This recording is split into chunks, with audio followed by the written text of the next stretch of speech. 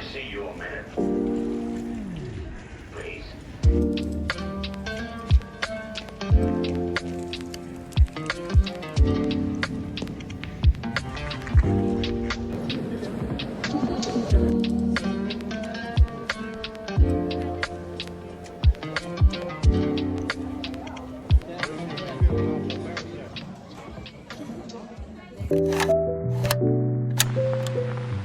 Hello, hello, xin chào mọi người, chào mừng mọi người đã quay trở lại với Dailyland. Vậy là Giáng sinh cũng cận kề rồi và có lẽ đây sẽ là chiếc vlogmas cuối cùng trong chuỗi vlogmas của mình. Không biết là Giáng sinh và dịp cuối năm thì mọi người có thường hay đi chơi ở đâu không? Vì cuối tuần này có thời gian vậy nên mình quyết định sẽ đi đến Munich và mình sẽ dẫn mọi người theo để tham quan thành phố Munich cũng như là tận hưởng không khí Giáng sinh ở đây nhé. Hello mọi người, bây giờ là 10 rưỡi đêm rồi và mình chuẩn bị đi ra bến xe để đi ra trạm tàu và mình sẽ đến Munich một mình. Oh my god. Từ thành phố của mình đến Munich thì mất tầm độ 8 tiếng. Nhưng mà bởi vì mình đi buổi đêm thế nên là cái thời gian đợi tàu của mình nó sẽ lâu hơn. Bởi vì nhá, mình đi từ trạm tàu này sang trạm tàu khác, xong rồi mình phải đợi khoảng độ tầm 2-3 tiếng. Đến gần sáng thì tàu tiếp theo nó mới chạy. Nhưng mà nếu mà mình khởi hành vào buổi sáng thì mình sẽ đến Munich vào tầm chiều tối muộn và mình chả làm gì được trong một ngày đấy cả. Thế nên là mình quyết định đi vào buổi tối để khoảng độ trưa ngày hôm sau là mình đang đến nơi. Mọi người biết cái bọc này là gì không? Chỉ là đồ ăn thôi mọi người ạ. Để mình có thể sống sót 12 giờ chuyển đủ các thể loại tàu. Ôi nói thật với mọi người là lúc mà mình bay sang Đức ý, mình còn không hồi hộp hay là lo lắng như cái lúc mà mình chuẩn bị đi bây giờ. Bởi vì mọi người biết sao không? Mình bay sang đây là mình ngồi trên máy bay đúng không? Mình chỉ transit một lần thôi. Nhưng mình vẫn bắt tàu về mà. Nhưng mà không hiểu sao lúc đấy mình chả sợ cái gì. Còn bây giờ mình lại hơi lo bởi vì là mình đi tàu buổi đêm. Nhưng mà chắc là sẽ không sao đâu. Mình sẽ dẫn mọi người đi cùng mình.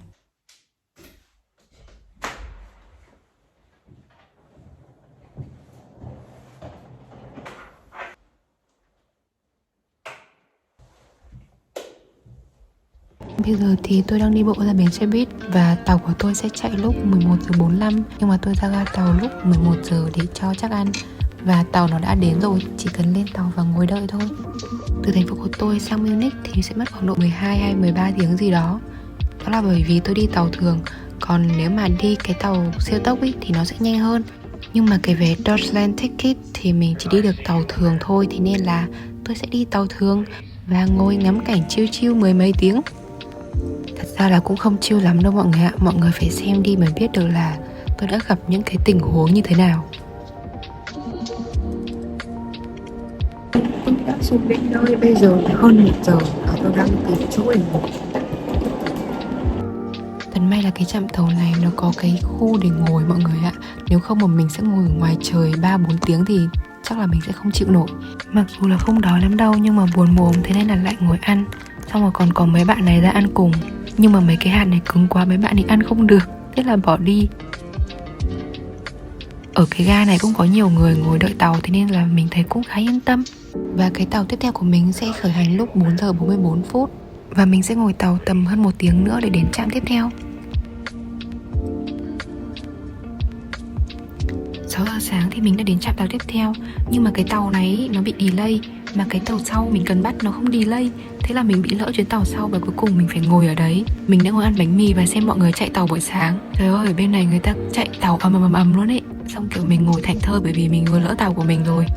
Cuối cùng thì mình cũng bắt được cái chuyến tiếp theo và ngồi hơn 1 tiếng thì mình lại xuống để đổi tàu.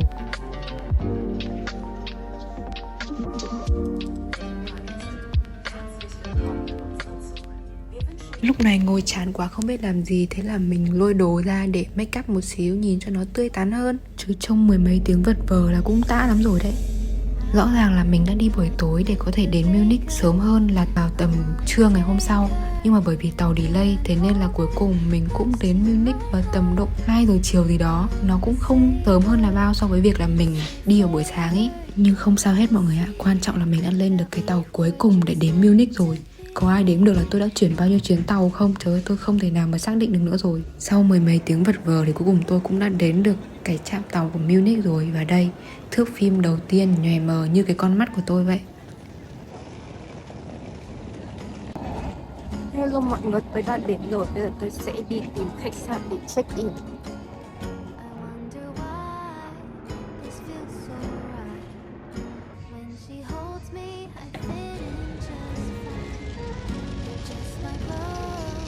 Vừa nay tôi vào để check in khách sạn thì người ta bảo phải đợi đến 3 giờ ấy. Thế là tôi gửi đồ đấy xong rồi bây giờ tôi chuẩn bị đi ra Olympia Park để mua đồ, bởi vì hôm nay ở đây có chợ đồ cũ ấy. Bây giờ tôi đang đứng đợi xe buýt rồi, không biết là có kịp không, bởi vì là 4 giờ là người ta đóng cửa, bây giờ là 3 giờ. Kệ, cứ ra xem. Ôi hôm nay kiểu bởi vì bị muộn tàu nên là bao nhiêu kế hoạch của tôi nó bị vỡ lở hết rồi. Không biết là tôi có mua được đồ gì không. Nếu không thì sáng mai tôi sẽ quay lại. Kế hoạch ban đầu của tôi là sáng mai tôi sẽ đi đến hồ APC. Đó. Hôm nay tôi đến mà cái chỗ đồ cũ đấy người ta đóng rồi thì mai tôi sẽ quay lại và tôi không đến hồ đấy nữa. Tôi đam mê đồ cũ. Cả đi đến cái hồ đấy nó hơi xa trung tâm thành phố nên là mất hơi nhiều thời gian đi. Mọi người ơi, tôi đến rồi nhưng mà có một vấn đề là tôi không biết nó nằm ở đâu. Cái công viên này nó rộng lắm ý. Trời ơi, chết tôi. Đã thấy nó hơi bất ổn rồi nha. Nghe trời còn âm u nữa chứ. Đây chắc chắn là đống tuyết tàn dư lại sau trận tuyết ở Munich.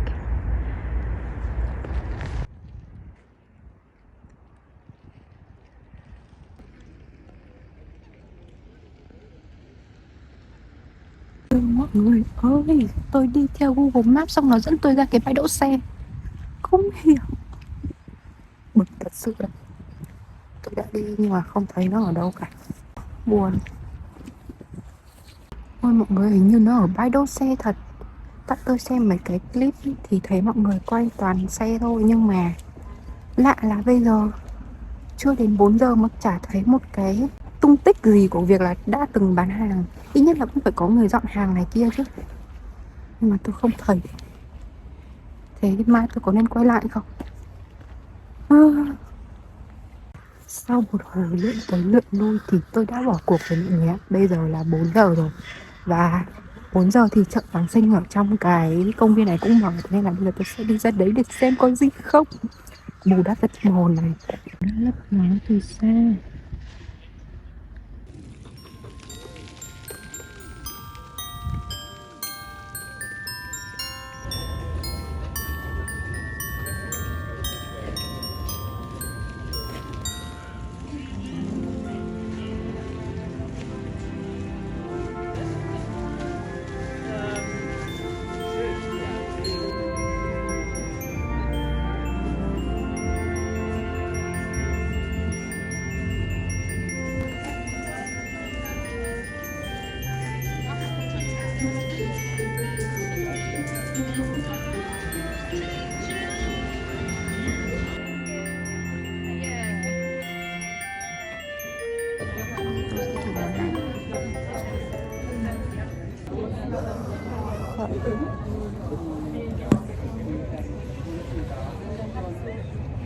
Này có hai loại sốt, một loại cay và một loại gì đấy tôi không nghe ra.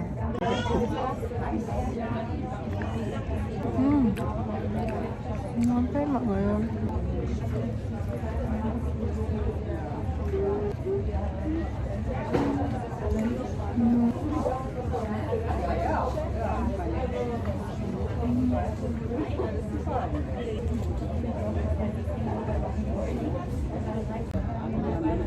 Cái này 5 ơ nhưng mà có vẻ hơi nhiều.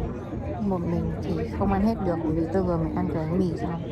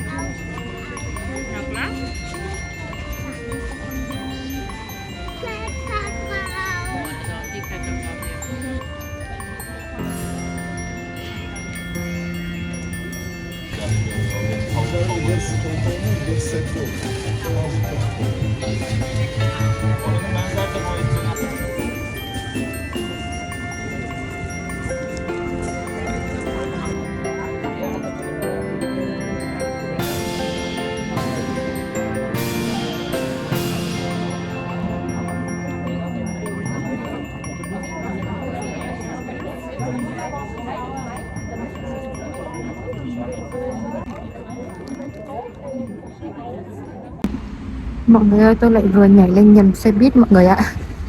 Tôi nhảy lên nhầm chiều. Cái chiều tôi cần đi thì tôi không đứng, tôi đứng cái chiều còn lại. Nhưng mà tôi đã kịp nhận ra và bây giờ tôi đã nhảy xuống là đi sang đường. Là cái điều tôi lo nhất mỗi khi đi đâu đó chính là không biết đường mọi người ạ, mù đường.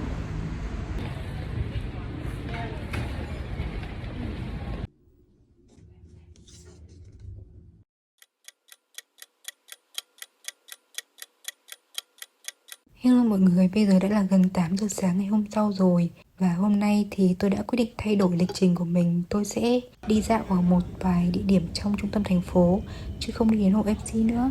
Và địa điểm đầu tiên mà tôi muốn đến tham quan đó chính là nhà thờ Asa. Bây giờ tôi đang đi bộ ra nhà thờ và tôi đang mò đường. Cái ngôi đường phố ở đây đẹp cực luôn đấy. Không đẹp như thế.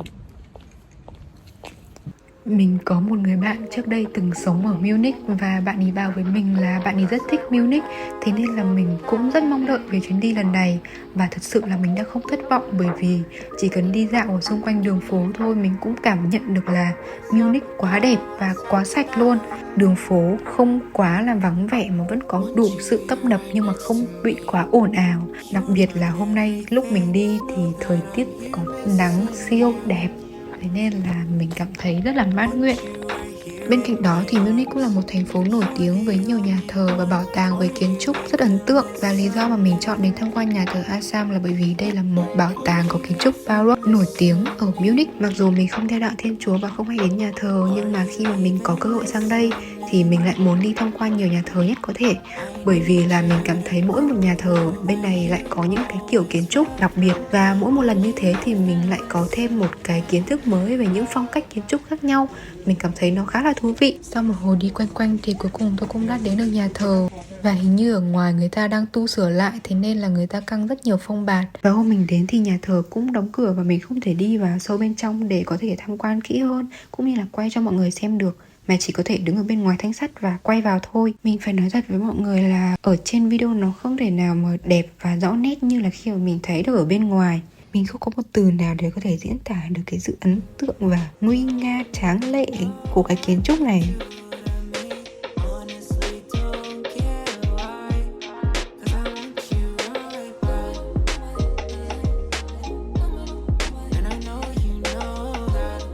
Mình không biết là do nhà thờ đang sửa chữa lại nên người ta đóng cửa, hay là do hôm đấy mình đến sớm quá nên nhà thờ chưa mở.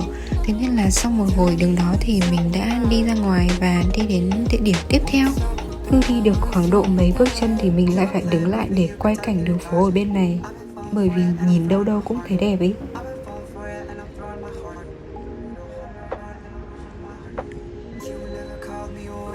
Có một điều rất là tiện lợi nữa là ở bên này có đủ thể loại các phương tiện công cộng và di chuyển rất là dễ dàng và nhanh chóng. Chứ ở thành phố của mình nó hơi bé, thế nên là chỉ có mỗi xe buýt thôi mọi người ạ.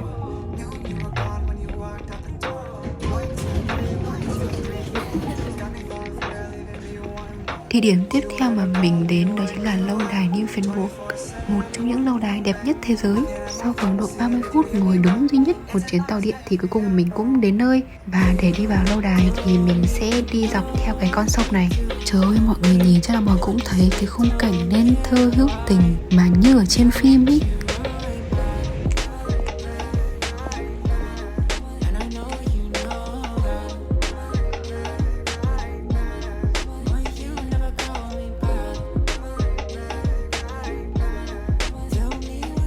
Sau một hồi cứ vừa đi lại vừa ngồi ngắm cảnh thì cuối cùng mình cũng đã vào được cái phần chính rồi đây. Và ở trong này lại có một cái hồ siêu rộng, mà hôm đấy trời trong xanh và nắng đẹp, thế nên là nó phản chiếu giống hồ. Ôi, nó cứ phải gọi là đẹp thôi rồi luôn. Và ở cái hồ này có rất nhiều vịt và thiên nga mọi người ạ. Và hình như thiên nga cũng là một cái nét đặc trưng hay biểu tượng gì đó mà mình thấy ở những cái đồ lưu niệm cũng in rất là nhiều hình con thiên nga. Công nhận là nhìn mấy đứa này bơi trông nó thành thơi thật đấy. Thế nên là mình quay rất nhiều thước phim về mấy đứa này, thế nên là mình sẽ cho mọi người xem.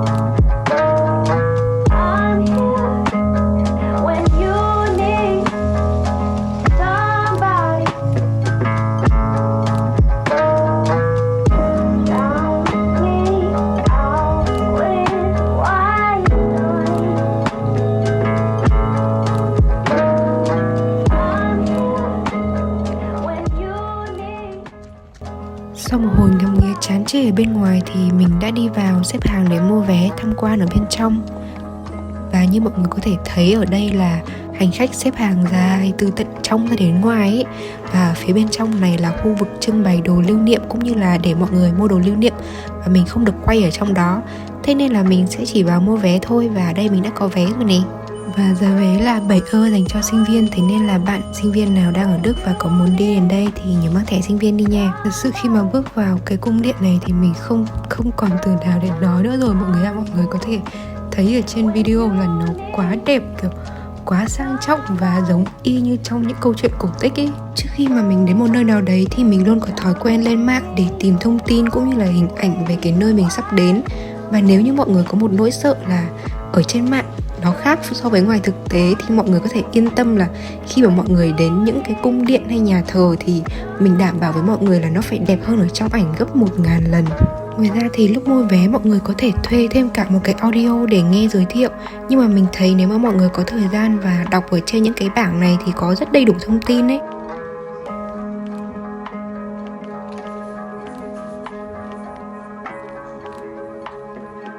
Và hôm nay mình cũng đã ăn diện theo một concept rất chi là công chúa và hơi ố dề, nhưng mà không sao, đẹp là được. Và mình đã chụp được một vài bức ảnh rất là xinh. Mọi người ơi, tôi đã đi tham quan xong rồi và tôi có một ít đồ lưu niệm. Giấy gói xinh nhở, đúng rồi. Tí tôi sẽ cho mọi người xem. Còn bây giờ thì chắc là bọn mình sẽ đi về khách sạn để nghỉ một lúc xong rồi ăn trưa. Ok. Ôi hôm nay trời đẹp dã man. Bây giờ nó hơi tắt nắng rồi nhưng mà vừa nãy nắng đẹp lắm. Thật không thể ngờ. Hôm nay tôi rất là vui. Cung điện này đẹp dã man ý. Ở ngoài cũng đẹp.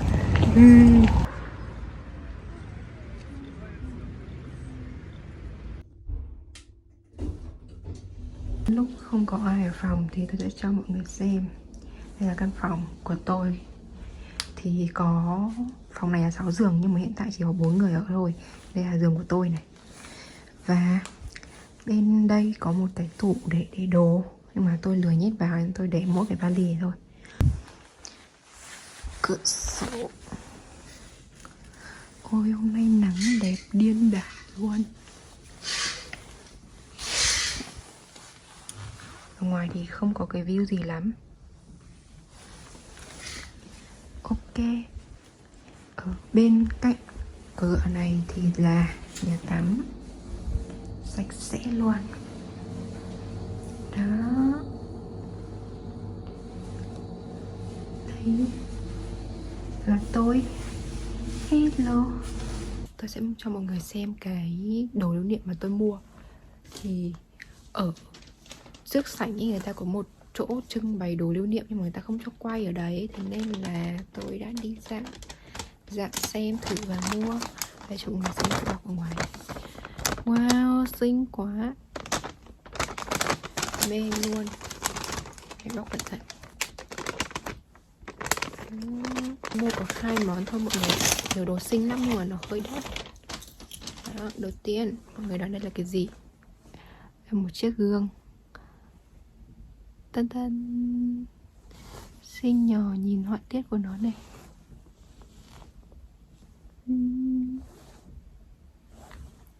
Cái này hình như là gần 2 euro. Tiếp là cái móc khóa như thế này. Điều đặc biệt là nó mở được ra. Và ở trong này có ảnh của cung điện. Oh my god, xinh đẹp tuyệt vời.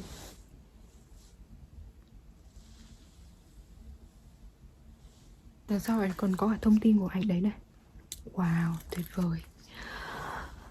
Ôi mê. Đóng vô. Và để vào. Cái này là tôi không nhớ, hình như là hơn 3 euro và hơn 3 euro, gần 4 euro gì đấy.